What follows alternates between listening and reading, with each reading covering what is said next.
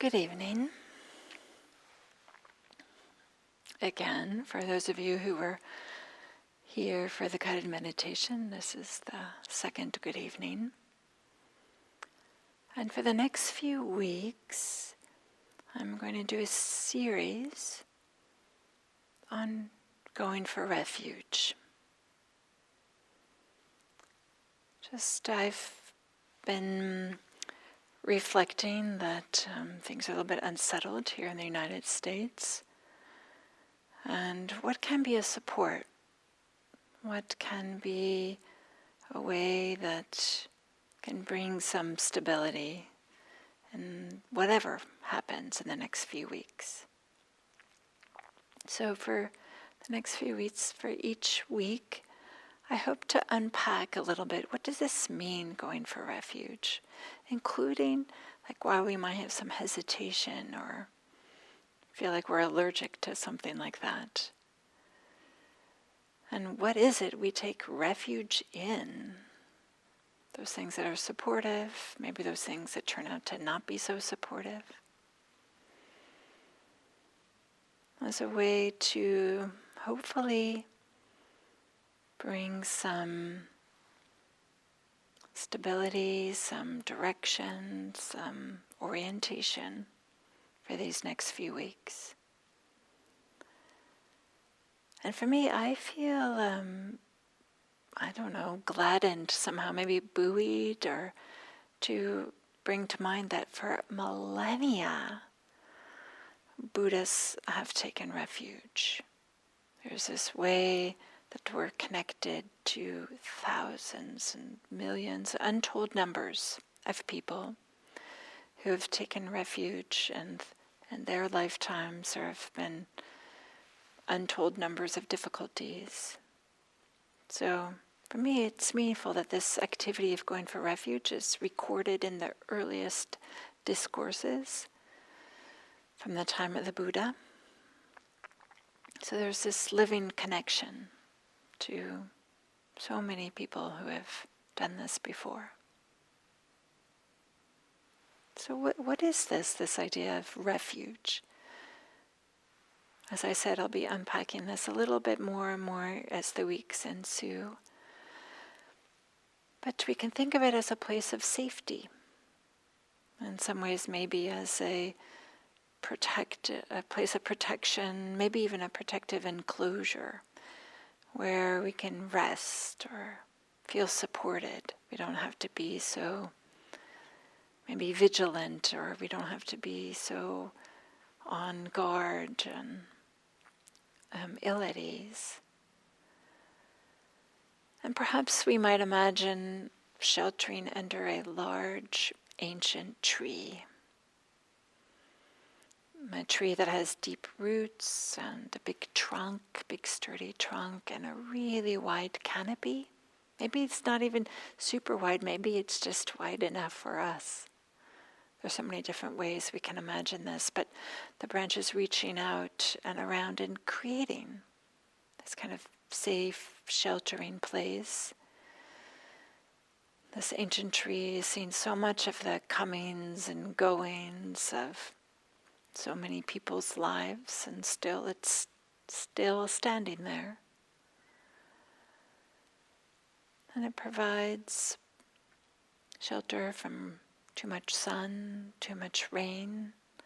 But of course, it shelters us in a way that doesn't isolate us. We're still connected to the environment, to what's happening, and maybe it doesn't shelter us so that we never even know whether the sun is shining, or it doesn't shelter us so much that we don't even know that the rain is raining, that the rain is falling. So it's permeable, but yet sheltering. I don't know, I like this image. Connected to nature in a way that it's natural. And so we can think of our refuge as a protective enclosure of sorts, maybe a tree. And we can think of going for refuge as an orientation, as just this feeling of no longer being disoriented, this feeling of having a direction. It's if you've ever had that feeling tumbling in the waves, like in the ocean, somehow getting caught in the waves and feeling like, oh, I'm not even sure which way is up. It's a terrible feeling. Sometimes we even have that with our emotions. We don't even know which way is up. But once we recognize, like, oh yeah, the up is this way. I know that when I was learning to do some whitewater kayaking, that was something we would practice a lot, right? Just to do a roll. And that was big part of it. It was just to be oriented in space. And it's a skill. It's something that you have to practice. Okay, when there's water all around, how do you move the paddle in such a way that you can be upright again? So this having a sense of direction, having a sense of which way is upright, it can be subtle in our everyday lives, but it's really significant. It comes with a certain amount of confidence, a certain amount of ease, especially when we compare it to being disoriented. And so this orientation may be very broadly, really generally, we could say something about not causing harm or going towards greater freedom. Just in this, not harming ourselves, not harming others, and the way that we practice, we discover more and more how we might be causing harm. We become more sensitive.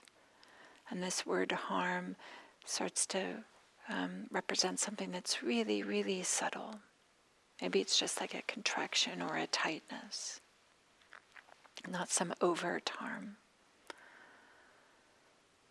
And it's orienting ourselves towards what is beneficial and what is helpful and what is wholesome. And orienting towards just creating the conditions for greater freedom, for greater ease, for wholesomeness, without the burden of feeling like we have to make everything happen. We have to engineer and manufacture, manipulate everything, but more just putting in place the conditions that can support greater freedom. And this orientation towards what's onward leading, that is recognizing when we're stuck and going round and round in circles, and is there an orientation towards finding our way, towards getting unstuck in so many different ways. So having this type of an orientation informs our intentions, informs our aspirations, and in this way it can influence our actions, whether that's actions of the body or actions of speech or actions of mind. And it creates a framework for our experience. This having an orientation, having a direction, kind of creates an organizational schema of sorts. That is, that a recognition that our experiences aren't random, they're not chaotic, they make sense. Even if we don't know exactly why, we can have some confidence that there are reasons why things are happening. Even if it's not clear to us at the moment, somehow that we can rest in that. There isn't magic, there isn't randomness. And bringing ourselves to this orientation towards greater freedom, greater ease, towards not being stuck. This repeatedly doing this is transformative. Kind of like the rudder on a boat. If we kind of like set the rudder a certain direction, it might just be a small little change in the rudder, but, if you go for a long distance, that small little change makes a difference in where you go, where you end up. Maybe if you were heading west of here in the Bay Area, California, and you wanted to go to Hawaii, you would set the rudder one place, but maybe if it was a little bit off, you'd find yourself in Japan. Both Hawaii and Japan are perfectly fine places to go, perhaps, but maybe if you had set your intention of going to one place, you don't want to go to another place. So we have to check the rudder and this kind of repeatedly maybe reorient ourselves. But it can be transformative. In the same way that repeatedly coming back to the breath, kind of like orienting towards the sensations of breathing, for example, is a way, if we do this repeatedly, just allows the body, the mind to relax, to soften, to get collected, and have greater ease. Again and again, however many times is needed. It doesn't matter how many times. Just however many times it's needed. And in this way, having this orientation and this reorientation is portable. That is, it can help us, it can support us, whatever arises. In any situation, and it allows for something different to arise in our life as we do this reorientation, taking refuge, because we're no longer relying on something outside of ourselves. Instead, independent of what's happening, we are orienting towards greater freedom, towards greater ease, towards what we know is beneficial and wholesome. In some ways, in many ways perhaps, taking refuge can be a source of great happiness. I know for me that the first time that I took refuge in a way that was, it was here in this very room. And Gil was teaching a few weeks, I don't remember how many weeks, how long the course was. And it was quite meaningful for me to really kind of reflect deeply, do some of the exercises, and over the weeks to have this, set this as my intention, and then to go through a ceremony, which was quite touching. Maybe as an aside, I'll say, we're thinking about how we might be able to do this to provide it to our greater online community in the spring. So you can keep your eyes on the IMC calendar for something like this. But for me, as it happened, just by chance, I sat next to a good friend of mine for this ceremony, and somehow I felt like we shared it, taking refuge together, and that was also really meaningful for me.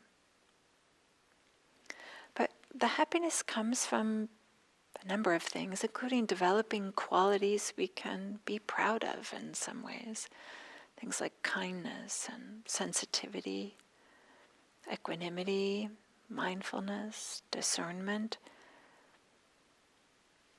These are qualities that we cultivate and develop as part of this Buddhist path, as part of taking refuge in the Buddha, the Dharma, and the Sangha. So there's a sutta passage that talks about this that I modified just a little bit, and it goes like this. There are 3 kinds of overflowing goodness. They nurture happiness and ripen in happiness. They lead to what is likable, desirable, agreeable, to welfare and happiness. And what are these 3? Firstly, a noble disciple has gone for refuge to the Buddha. This is the first kind of overflowing goodness. Furthermore, a noble disciple has gone for refuge to the Dharma. This is the second kind of overflowing goodness. Furthermore, a noble disciple has gone for refuge to the Sangha. This is the third kind of overflowing goodness. I like this idea of overflowing goodness in such a way that the overflowing, that it leaks out of us, leads to others, and kind of everything that we're involved with somehow gets touched with this goodness. So in some ways this brings happiness and brings confidence to all of us.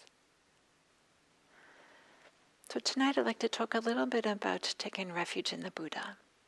In subsequent weeks I'll talk about taking refuge in the Dharma and in the Sangha. So there's a number of ways in which we can think about going for refuge in the Buddha. One is refuge in the biography of the Buddha, that is, the story of the Buddha's life. And without concern of the historicity of the story, whether this is actually true, whether this actually happened, but the tradition holds this story about the Buddha's life story.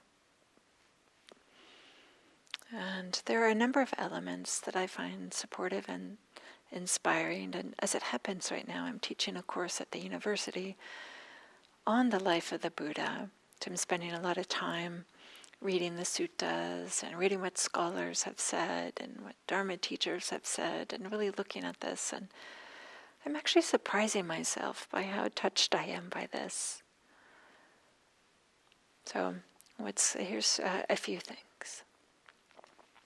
In the story of the Buddha was right that he was this prince that had this very sheltered existence, and it wasn't until he was a young man that he encountered old age, sickness, and death, individuals that had old age, sickness, and death, and he was baffled by them, but ended up leaving this palace in order to find an end to suffering. In some ways, it's healthy young people do feel immortal. While they might have an intellectual understanding that they too someday will grow old and have sickness and die, but that understanding is too abstract. It's maybe too theoretical to make any significant impact in their lives. And that certainly was the case for me when I was younger. I wasn't thinking about old age, sickness, and death, but more and more I think about it as, people I know die. I see myself aging, seeing other people aging. But sooner or later, all of us, we come into contact with the reality of impermanence. We're confronted with this. And somehow I appreciate this portion of the biography of the Buddha, that just like many of us, when he was young, he wasn't impacted by it. And it wasn't until he was older that he was impacted by it. Another piece of the story of the Buddha's life is that he tried a number of different practices until he found one that led to awakening. And we have the good fortune that he taught it to others who down through the millennia have taught it to us. But he studied with different teachers, looking for what felt right or how he could find greater freedom. He tried different practices. He tried some asceticism, some extreme self-mortification, until he found a practice that was more of a middle way, that didn't indulge completely in sense pleasures and didn't shy away from the pleasures that are possible, but had a middle way.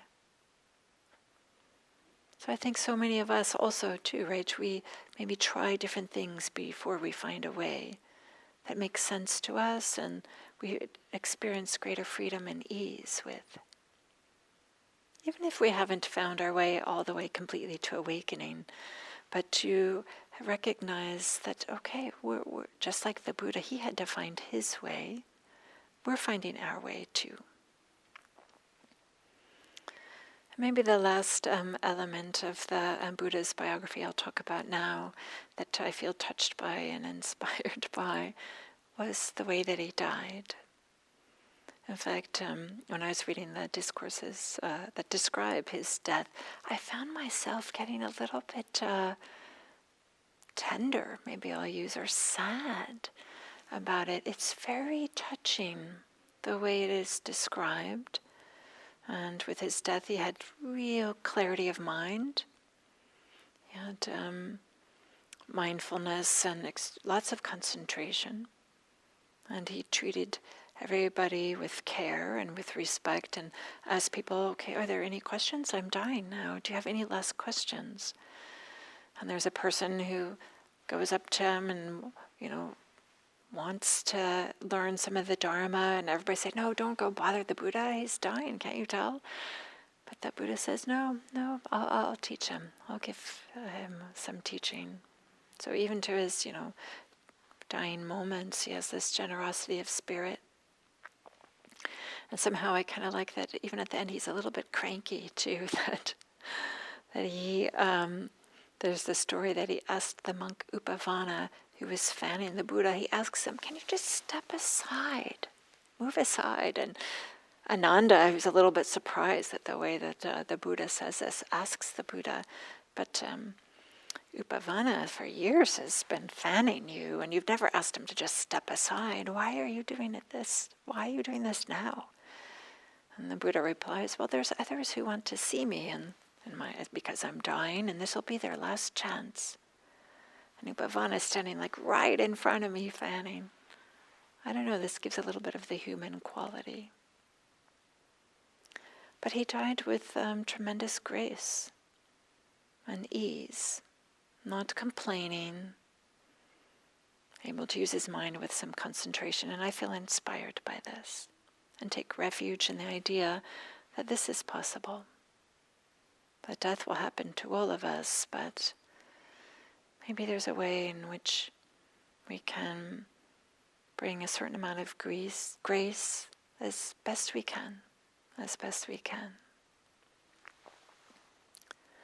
So we can also take refuge in the awakening of the Buddha. Not only the life story, but the fact that he had this experience of awakening, enlightenment. And he describes how his mind became free and the heart was at peace and completely free of greed, hatred, and delusion. And he had a way of living that is radically different than a life that is caught up in expressing greed or expressing hatred or expressing delusion, or different life than having a mind that's caught up in fear or apologizing for oneself or proving oneself or defending oneself. He had a very different life. This awakening allowed, and this inner change that was based on well-being, based on truth, based on knowing. And this letting go of all the ways of being agitated, and where the heart and the mind become peaceful.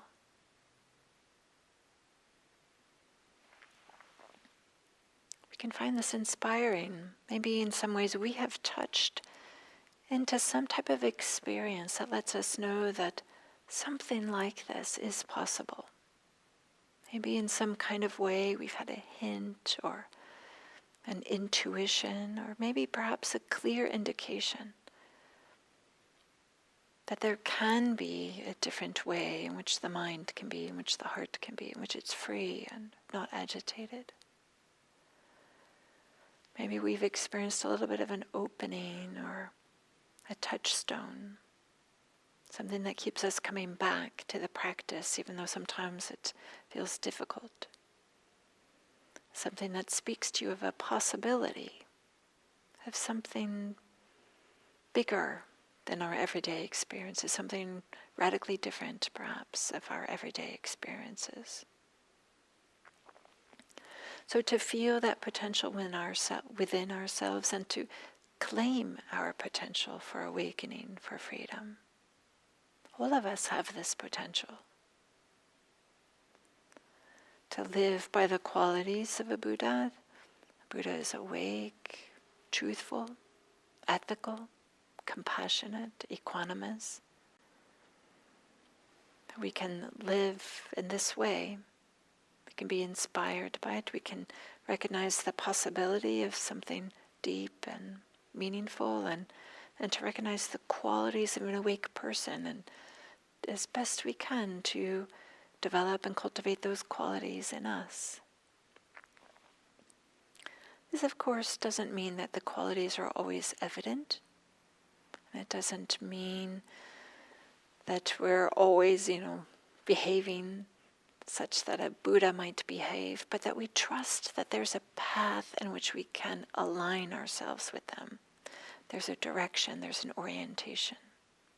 So taking refuge in the Buddha is to orient ourselves towards this direction of these qualities. We might hold the notion that somehow we're flawed or imperfect in such a way that freedom isn't possible. Maybe we have this secret, hidden idea or fear. Maybe we believe that we've had so many challenges in our lives that freedom isn't really possible. Or that awakening is only for those people who are monastics and sit in caves for decades or something like this. However, there's no one but us here. There aren't like these other people over there. It's all a sense of us. And these are the people who are finding greater and greater freedom, greater ease. There's people who are finding changes in their lives, changes in their views, and that can show up with kindness and equanimity and behave ethically. And we can be one of these people. This is something that we can wake up to, that we can grow into. It's a slow development, perhaps, but we just set the direction and walk the path. We can take refuge in the Buddha and the Buddha's awakening, and step by step, we can walk the path, drop by drop, as the water jug filled. It is possible to find greater ease, greater freedom, and peace. Who knows how far it can go? Maybe you'll find out.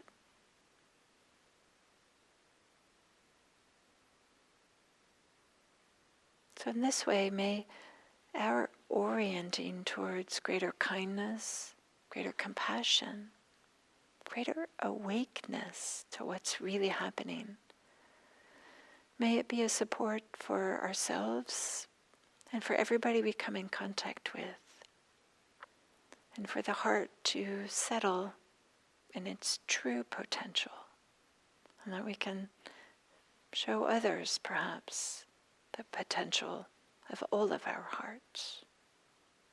Thank you.